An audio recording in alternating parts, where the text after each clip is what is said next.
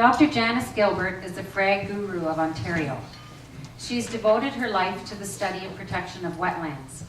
Janice began her education in forestry at Sir Sanford Fleming, and after receiving a degree at Brock, 2 degrees at the University of Waterloo, she continued her education, receiving a Ph.D. in wetland ecology from Ohio State University.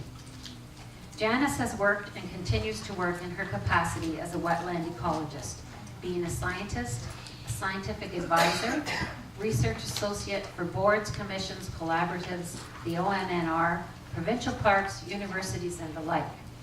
She's been researching and assessing wetland ecosystems for over 19 years in northern and southern Ontario, Ohio, and Washington State. Janice has been investigating invasive Phragmites impacts and appropriate control methods within sensitive Great Lakes coastal habitats since 2007. She is the lead author on over 40 invasive Phragmites related reports and presentations. Janice is the founder and co-chair of the Ontario Phragmites Working Group, which began in 2011. I am delighted to be here today to speak to you about this particular invasive plant. I'm hoping within the next half hour to walk you through my life experience with Phragmites and to try and give you a sense of where I'm coming from with regard to what I think we need to do in the province to get this invasive plant under control. And I really do think we're at a crossroad in this province with regard to this invasive plant, and we really need to get action and get action quickly. And before I start, I just want to acknowledge some folks I've been working with over the last few years on invasive Phragmites. One is going to be talking to you this afternoon, Nancy Bidler, with the Lambton Shores Phragmites Community Group. An amazing lady, gentle tenacity. I am so fortunate to have her working on this initiative. Without her efforts, this really wouldn't be getting to the forefront with our politicians. She's just been tenacious. It's been wonderful to have her on board. Emily Slavic, I've been working with Emily at Ronald Provincial Park since 2005 when I assessed that wetland and recognized that we had a serious issue with Phragmites in our coastal wetlands. And they've been extremely, Emily and Ronald Provincial Park staff have been extremely supportive of the Phragmites control program going on there. Karen Alexander was with the Lake Huron Center for Coastal Conservation. This is an excellent organization on Lake Huron. Has some really great information on Phragmites, and I've been working with Karen on a number of initiatives on Lake Huron. Pete Cloud with the Kettle and Stony Point, he's been the man behind getting the Phragmites front going at Kettle and Stony Point First Nation, and a really great organization to work with. And these two guys here, they've been with me from the get-go, Aaron Jacobs and Frank Letourneau. Without them, a lot of work that's being done, a lot of restoration work wouldn't be taking place. So here's what I'm going to talk to you a bit about today. I'm going to give you some background information on the plant itself, know thine enemy, why we need to be concerned about it, what are our options right now for dealing with this invasive plant. I'm going to give you some hope. I'm going to show you some examples of where there's been some great restoration projects going on in the landscape. And then I'm going to talk to you about what's required to really help knock this plant back. So let's get started. We're talking about Phragmites australis. What you should know is we have a native Phragmites. And we know this from work from Kristen Saltonstall at Yale University, where she did genetic work and determined that we have 3 strains in North America. A Gulf Coast strain, which she's not quite sure if it's invasive or not. Our native strain, which is the subspecies australis, subspecies americanus, and then this invasive strain. And in the initial literature, it would be recognized as Phragmites australis, subspecies australis. And Kristen did subsequent genetic work to try and trace back where this strain came from Europe, and it's not this strain. So in the literature, recent literature now, you'll see it just listed as Phragmites australis. European common reed is another name you can see. We just call it frag, actually, as fraggers. We actually are fraggers. We have fragging sessions. Frag on. Yeah, frag on, exactly.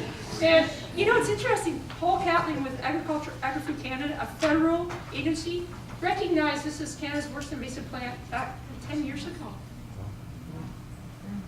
Basically, once you know what you're looking for, you see it everywhere. Backdrop of this Woody Allen movie. I'm seeing it now in news shots with Obama and our Prime Minister at some conference, and there's Frag in the background. Yeah, so once you get familiar with this plant, you can't get away from it, actually. Traveling here, everyone probably saw it coming here. It's a sneaky plant. This is invasive Phragmites just starting on a coastal wetland in northern Lake Huron. This is native Phragmites. It looks very similar. So if you don't know what you're looking for, you can get fooled into thinking that you're dealing with a native Phragmites.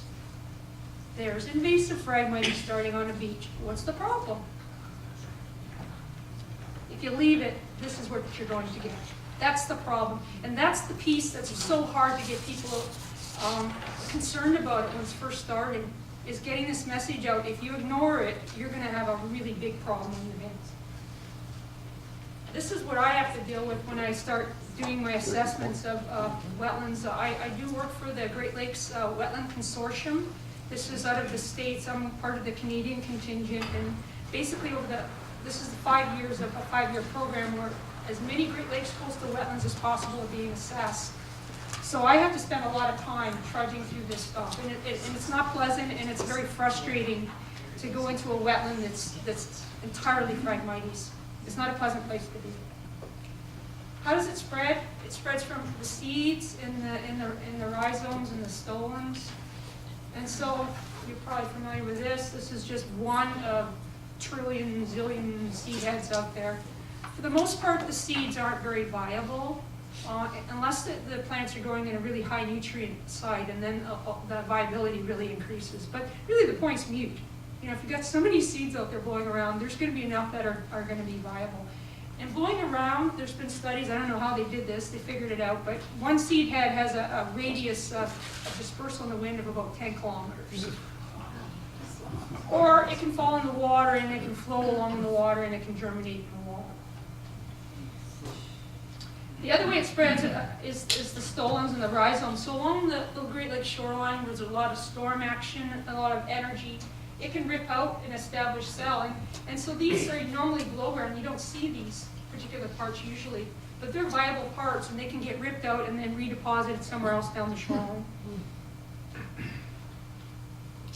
And the other way Phrag can spread is just the clumps themselves can be ripped out.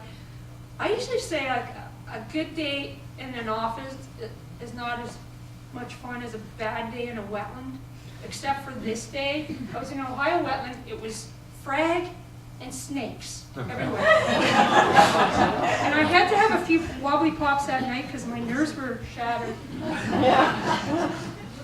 This is actually the first time I saw this. This was last year, a really high nutrient site just outside Point Pelee National Park. It's a wetland. And some of the stalks from the Phragmites had fallen in this high nutrient water. Look at what happened. Wow. It started sending up new shoots, and I hadn't seen that before.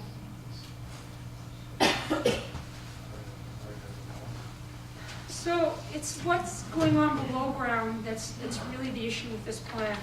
It's once it gets established below ground with all those roots and rhizomes that it can really take off, and it's an exponential growth actually. So if you were able to dig down, this is what you would see in an established Phragmites colony. And that can go down several meters, by the way. Down, down, down, down. Some of the roots, several meters, like 7, 10 meters. And the other way, usually you don't see this is happening below ground, but these are stolen, so these are happening above the surface. And along the stolen from one parent plant is all these new shoots coming off. So these will germinate, or sorry, these roots will establish, and then the plants will develop on their own. And within a growing season, you can get quite a lot of growth coming off. That's one parent stalk. And I've seen parent stalks where they have several of these going off in different directions. Hence that exponential growth. And this plant has a really wide tolerance for environmental conditions. It can survive slightly salt water to brackish or freshwater conditions. Variable water depths once it's established. Low nutrient sites, high nutrient sites, doesn't seem to matter. Variable pH, I actually just read a recent paper, it was in a mining tailings. The pH was around 2, like really acidic. Wasn't doing very well, but was still surviving. Phragmites is actually found in every continent in the world except the Antarctic. So it can really have a broad habitat acceptability. So this is how it can survive the variable water depths. This is an established Phragmites cell down in Long Point region. So as the water levels rose, the plant just sent out these adventitious roots up the stalk. This water here was actually 1.5 meters deep. Or to this, it just sent the stones across the water. So it didn't matter how deep that water got.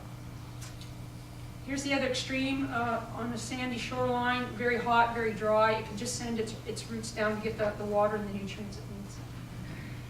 It's an extremely strong competitor for nutrients. I have yet to see any of our native species outcompete this. Not cattail, not willow, not buttonbush, nothing. And it can also send out a chemical out of its roots that kills the roots of other plants around it. And it's not native, it's invasive, there's no natural checks and balances in place to keep it under control. Until this work came out by Paul Catling and Giselle Matreau, all we had for the spread maps were in the States, and we knew that it came on the eastern seaboard in the northeastern United States in the late 1800s. So what Paul and Giselle did, they went to all the herbariums across the country, and they looked to see if they could trace back the spread of Phragmites throughout Canada. In 1910, in Nova Scotia, was the first known specimens. Then along the St. Lawrence, by the 1920s, along Quebec and Montreal cities. In Ontario, the first known specimens were on Walpole Island in 1948. By the 1970s, there was a variable local spread within these areas. 1990s, this coincided with in the States. This is when Phragmites really took off, and this is where there was a lot of research going on to what was going on with the Phragmites. At that point, the scientists weren't sure that we were dealing with an invasive strain. This is pretty much the situation today. There will be better maps coming, but these red dots were wetlands that I've been in. I just want to add it to their work, just to show the distribution going north. And you'll see it's starting to go west, moving west. The next slide is pretty sobering. So this is where it has potential to go, given climate change scenarios. This is a map that was put together by Miles. He's with a part of the Great Lakes Phragmites Collaborative. This is a US-based organization. I represent Ontario on this group. And so he used a number of different mapping software to pull this together. This is the Ontario's mapping software. So you can see this is through the Great Lakes Basin. This is what EdMaps has been able to pick up. And this one here, Colin is going to be talking about, so I'm not going to steal his thunder, but you can see he's filling in some gaps here as well. And I think everyone has an important role to play to help populate this map.